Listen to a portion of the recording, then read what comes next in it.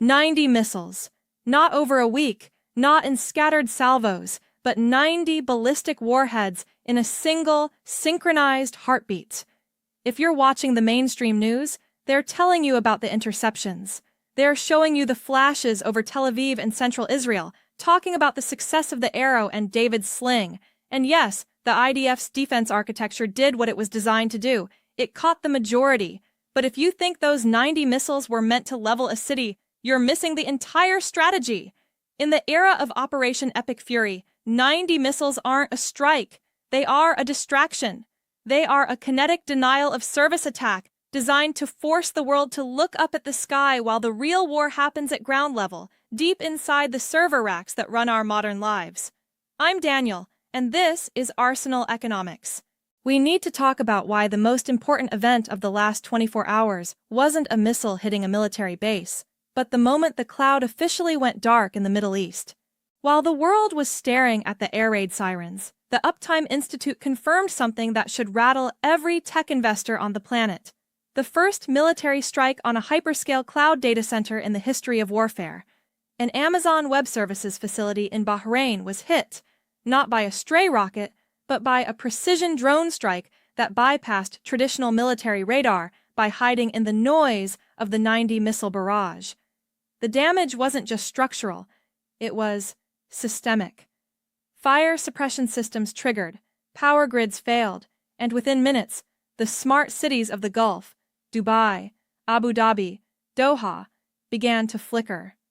Ride-sharing apps froze. International payment processors went offline. Banking systems that millions of people rely on for their daily survival simply ceased to exist. This is the zero-second reality of 2026. The IRGC has realized that you don't need to win a tank battle if you can delete the digital infrastructure that allows an army and an economy to function. The Silicon Death Note, published by the Tasnim news agency shortly after the strikes, makes their intent crystal clear. They didn't just name military targets. They named Google, Microsoft, Nvidia, and Palantir. They are signaling that in this conflict, the line between civilian tech and military hardware has been permanently erased. This is a deliberate shift into what analysts are calling Phase 3, the targeting of the economic envelope.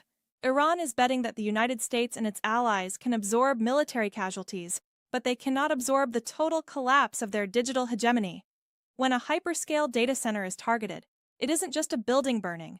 It's the global supply chain, the stock market, and your personal data sitting in the crosshairs. We are no longer watching a regional war. We are watching the first kinetic war against the cloud, and the next 72 hours will determine if the global internet backbone can even survive the week. Let's pump the brakes for a moment and look at that list again. Google, Microsoft, Nvidia, IBM, Oracle, Palantir. This isn't just a random collection of high-performing stocks. It is the physical and digital backbone of Western intelligence. Within hours of the 90 missile barrage, the IRGC didn't just issue a threat, they issued a legal and strategic manifesto. Their argument is one that international law scholars have been quietly dreading for years: the total collapse of the principle of distinction. In a 2026 battlefield, the IRGC claims that these companies have blurred the line between civilian commerce and military hardware so thoroughly that their offices and data centers are now legitimate dual-use targets. And honestly, if we're being straight with each other, the technical reality supports them. When Google Cloud signs defense contracts like Project Maven to process drone footage, or when Microsoft Azure hosts the Pentagon's top-secret workloads, they are no longer just search engines or word processors. They are the digital brain of the U.S. military kill chain. This is where the Silicon Death Note becomes a nightmare for the Pax Silica initiative. Back in January 2026, the U.S. announced this massive tech partnership to anchor American AI and cloud infrastructure in the Gulf, specifically to keep Chinese influence at bay. The goal was strategic positioning, placing Nvidia's H100 chips and massive server farms in Dubai and Abu Dhabi to act as a regional anchor. But the security planning for Pax Silica focused almost entirely on export controls and preventing China from stealing the tech. It didn't account for a kinetic reality where those $500 million buildings become the primary targets of ballistic missiles. Journalists and defense analysts are now pointing to a catastrophic planning failure. We built a digital fortress in a region that Iran can touch with low-cost, expendable drones. The IRGC isn't just targeting servers, they are targeting the digital mercenary status of the Western tech elite.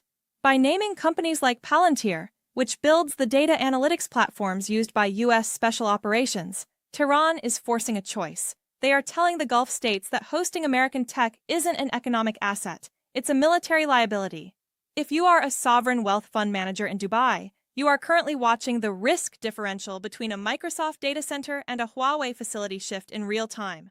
Huawei doesn't attract Iranian missiles. Alibaba Cloud isn't on the Tasnim news agency's hit list. This is a masterclass in asymmetric psychological warfare. Iran isn't just trying to break the cloud. They are trying to force a great decoupling, where the Middle East decides that American connectivity is simply too expensive to keep. The line between the boardroom and the battlefield has vanished. And right now, the boardroom is losing. While the smoke rises from scorched server racks, a secondary war is being fought in the silence of high-frequency trading floors. And this one might be more lethal. Since the 90 missile barrage, we've seen global equity markets shed trillions in value, but don't just look at the stock tickers. Look at the algorithms. In 2026, the global economy is governed by AI-driven trading systems that react to risk signals in milliseconds. Most market models were treating the initial conflict as a contained military event, but the IRGC's Silicon Death Note changed the math. The moment the market realized that Microsoft, Google, and Nvidia are now kinetic targets, the algorithmic panic began. We're seeing a massive automated repricing of risk that is effectively pulling the plug on the Silicon Desert dream. But the real kill switch isn't held by a trader or a general. It's held by the reinsurers at Lloyd's of London. Here is the part the mainstream media won't tell you. The most powerful person in the Middle East right now isn't a supreme leader or a prime minister. It's an insurance underwriter. In the last 48 hours, war risk premiums for commercial infrastructure in the Gulf haven't just gone up. They've become effectively unpayable.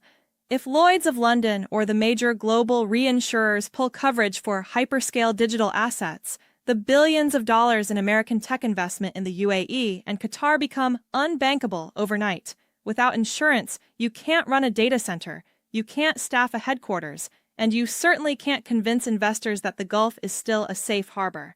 This is a financial cardiac arrest.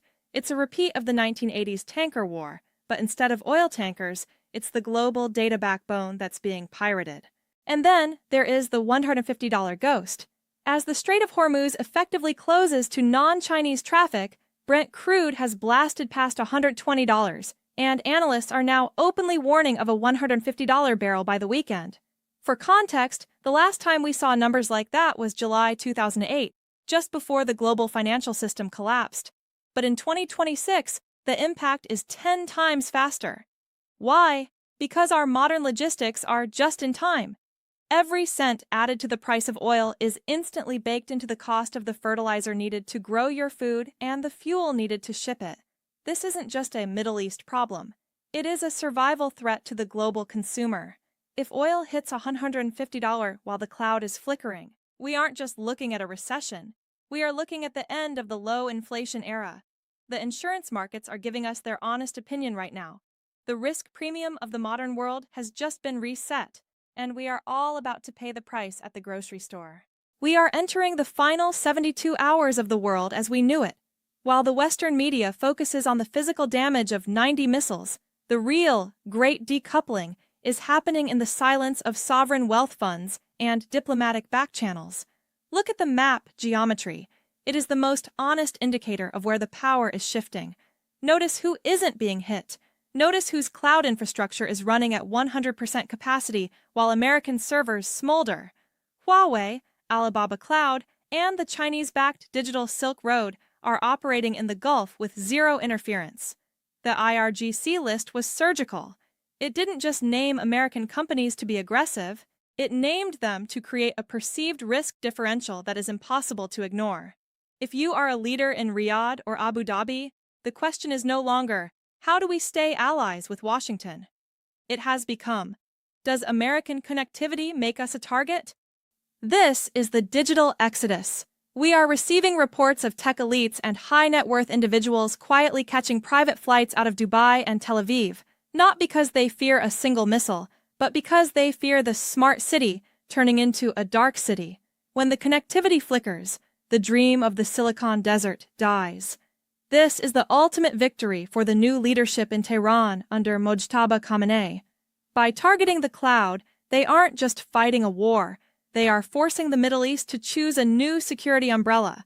The U.S. buildup in the region, with carrier strike groups and Patriot batteries, is designed to stop missiles, but it cannot stop the algorithmic panic or the withdrawal of insurance coverage.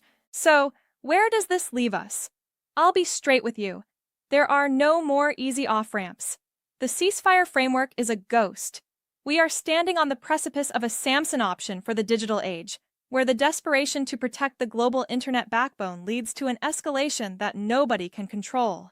The next 72 hours are the final window for diplomacy, before the risk premium of the modern world becomes permanent. If the insurance markets don't settle, and the Silicon Death Note isn't rescinded, we are looking at a decade-long grind that will reorder the global economy from the ground up. The clock isn't just running for the Middle East. It's running for the server racks that hold your life together. Stay sharp, stay critical, and I'll be here as the situation develops.